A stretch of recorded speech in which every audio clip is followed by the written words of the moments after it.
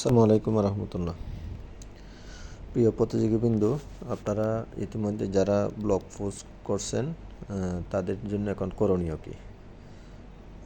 আপনাদের প্রতিযোগিতার ক্ষেত্রে আমরা যে স্থান নির্ধারণী যে বিষয়, এটা আমরা করব সম্পূর্ণ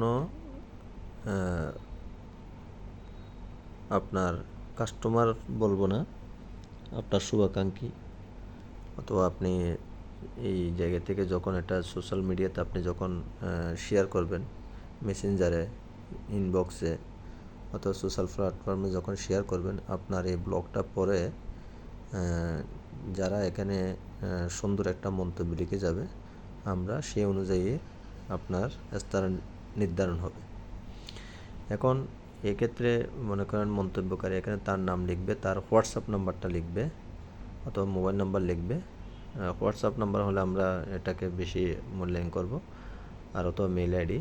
এখানে সুন্দর একটা মন্তব্য লিখে দিবে, যে যার যার মতো। যেমন মনে করেন এখানে একজন লিখছে, আমি দরুদ শরীফ পড়ে ভালো লাগলো এবং উপকৃত হলাম। এভাবে হয়তো যে যতটুকু সুন্দর রিভিউ দিবে, আমরা সেই অনুযায়ী তাদেরকে মূল্যায়নটা বেশি করব। কিন্তু এখানে আমরা কিন্তু এগুলো কিন্তু ক্রস চেক করব, এই যে মোবাইল নাম্বারগুলো ক্রস চেক করব, কোনো ধরনের ফেক যেন না হয় বিষয়টা নিয়ে।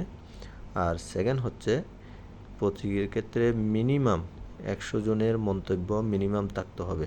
100 জনের নিচে যাদের মন্তব্য অথবা কমেন্ট বলেন, রিভিউ বলেন, যেটাই বলেন না কেন হবে, আমরা তাদেরকে ডিসকোয়ালিফাই করব।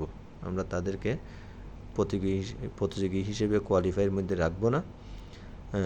100 জনের উপরে এখন যত বেশি কমেন্ট বেশি হবে, মন্তব্য বেশি পড়বে, রিভিউ বেশি পড়বে, আমরা তাদেরকে সেই অনুযায়ী ফার্স্ট, সেকেন্ড, থার্ড নির্ধারণ করব। ঠিক আছে?